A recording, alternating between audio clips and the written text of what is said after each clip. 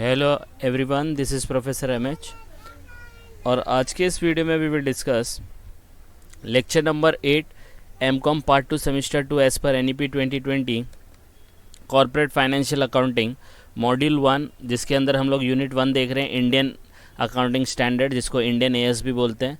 और इसमें हम लोग देख रहे हैं इंडियन एएस 33। तो अभी तक हम लोग ने 2 इंडियन एएस देख लिए। एक हम लोग ने देखा था एम्प्लॉय बेनिफिट, उसके बाद फाइनेंशियल इंस्ट्रूमेंट, उसके कुछ बेसिक क्वेश्चन भी किए थे। अब ये थर्ड एएस कर रहे हैं हम लोग, earning per share Indian as 13। फिर इसके थोड़े एडवांस क्वेश्चन भी करेंगे। पहले हम लोग इसका बेसिक समझ लेते हैं। तो ऑलरेडी 7 वीडियो अपलोड हो चुके हैं, लिंक डिस्क्रिप्शन में, वहाँ जाके आप 7 के 7 वीडियो को रेफ़र कर सकते हो। तो इस वीडियो में हम लोग क्या देखने वाले हैं, इंडियन एएस 33 बोलता है अर्निंग पर शेयर, इसका इंट्रोडक्शन और टर्म्स। जब तक आप इसका इंट्रोडक्शन नहीं समझेंगे तो इसके प्रैक्टिकल क्वेश्चन करना ऑलमोस्ट इम्पॉसिबल रहेगा।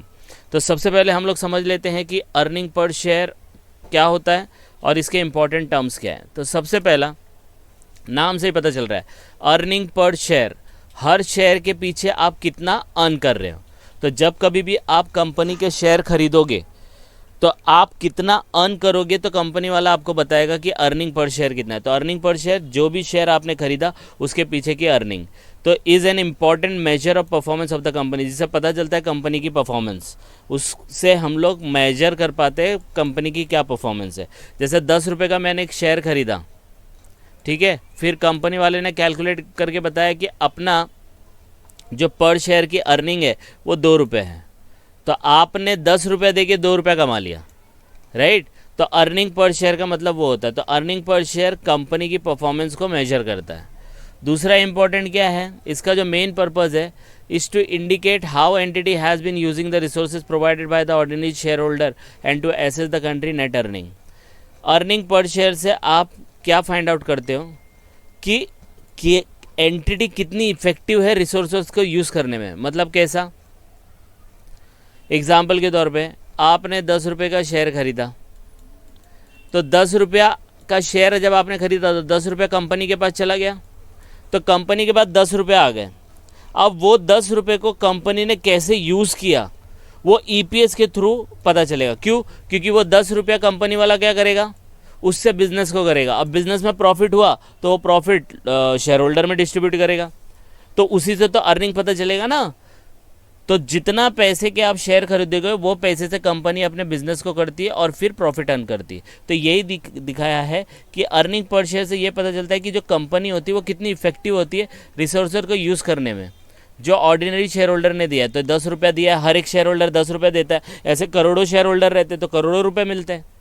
And to assess the company entity current net earning, तो जो पैसा मिला उससे वो बिजनेस करेगा, जो पैसा मिला उससे वो बिज़नेस करेगा, तो एंटिटी की इफेक्टिवनेस पता चलेगी कि वो कितना इफेक्टिवली यूज़ करता है।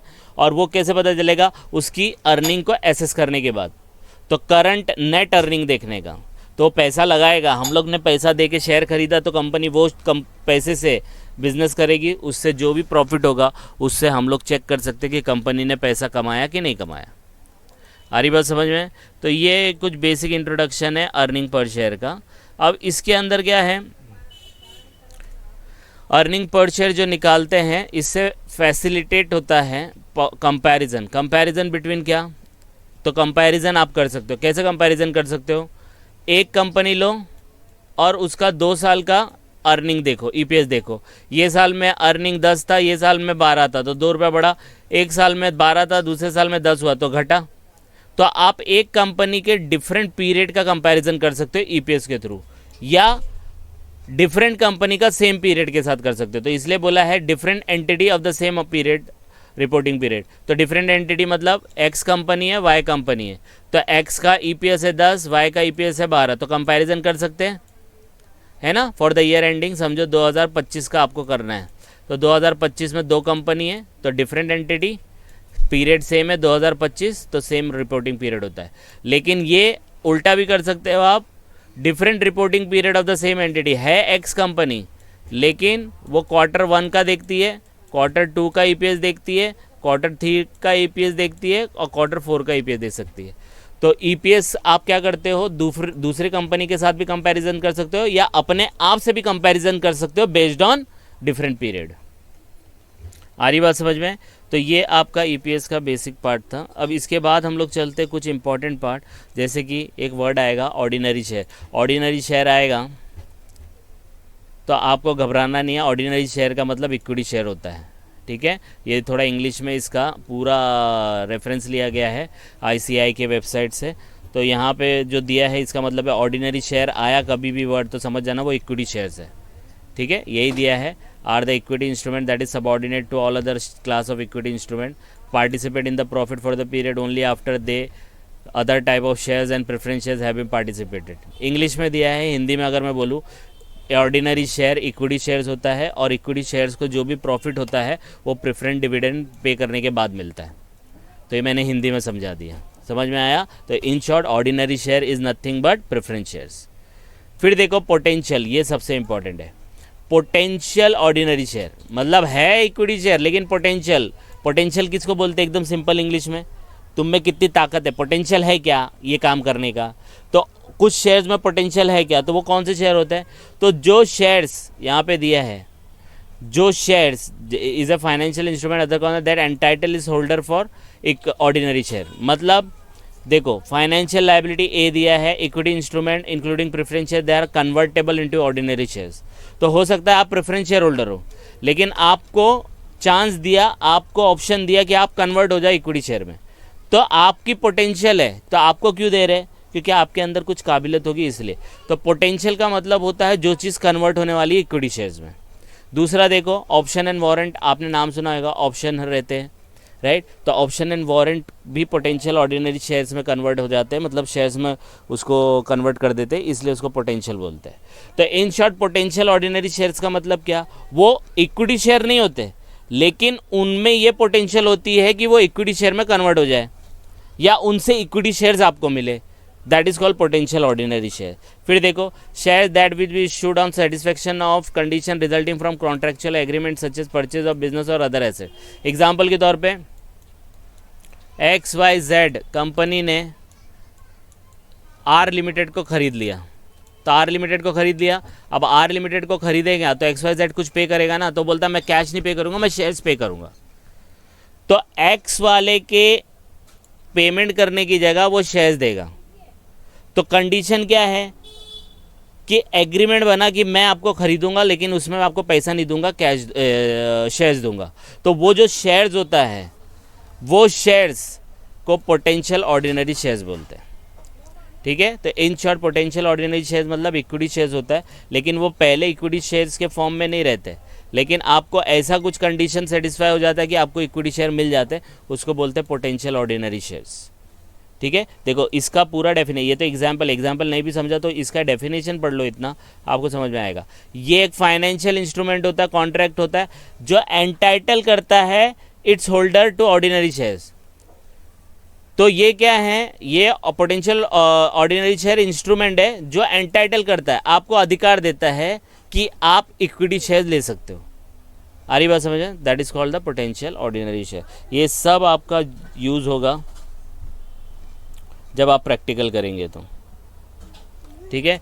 नेक्स्ट दिया है डाइल्यूशन। डाइल्यूशन हो गया और एक और एंटी डाइल्यूशन हो गया, ठीक है। एक डाइल्यूशन हो गया और एक एंटी डाइल्यूशन। तो डाइल्यूशन का मतलब क्या होता है? देखो नाम से लिखा है, डाइल्यूट हो जाता है, डिजॉल्व टाइप में हो जाता है ना, डाइल्यूशन वर्ड आपने सुना होगा। और एंटी डाइल्यूशन मतलब जो वर्ड एंटी आता है तो वो अगेंस्ट में होता है। तो एक होता है डाइल्यूशन और एक होता है एंटी डाइल्यूशन। अब ये डाइल्यूशन मतलब क्या?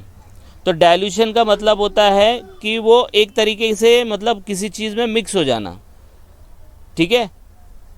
तो डाइल्यूशन का मतलब होता है कि आपकी अर्निंग में कमी आना, रिडक्शन, और देखो यहाँ पे हाईलाइट किया लॉस में बढ़ जाना। तो जब आपके पास ये देखो रिजल्टिंग फ्रॉम द अदम्स convertible instrument are converted option and warrant and excess ordinary shares are issued upon specified condition, ठीक है। तो डाइल्यूशन का मतलब क्या होता है? एक मिनट,